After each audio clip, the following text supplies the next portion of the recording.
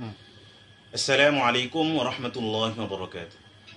আজ কথা বলবো দারুল ফুরকান থেকে প্রকাশিত ফুলে ফুলে ফোটে বসন্ত বইটি নিয়ে, যার মূল লেখক হচ্ছে শেখ মাহমুদ আল মিসরি। বইটির অনুবাদ করেছেন সাদিক ফারহান। শিশুর হৃদয় এক খালি বাগান, যেখানে বপন করতে হয় ইমানের বীজ।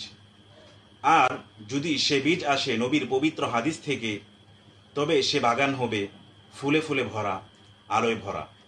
শেখ মাহমুদ আল মিসরি রচিত মিনহাজুত তিফলিল মুসলিম, যার বাংলা নাম দেওয়া হয়েছে ফুলে ফুলে ফুটে বসন্ত। এই বইটি শিশুর হৃদয়ের প্রথম প্রতীক, যাতে শিশুরা কেবল শিখবে না, বুঝবে, ভালোবাসবে এবং বাস্তব জীবনে আমল করবে। যেমন একদিন কাফেররাও নবীর আদর্শে ডুবে গিয়ে হয়েছিল সাহাবী, তেমনিভাবে এই বইও শিশুর হৃদয়ে গড়ে তুলবে সাহাবীদের মতো চরিত্র। তাই আপনার সন্তানদের হৃদয়ে নববী আদর্শের ফুল ফোটাতে তাদের হাতে তুলে দিতে পারেন ফুলে ফুলে ফুটে বসন্ত বইটি।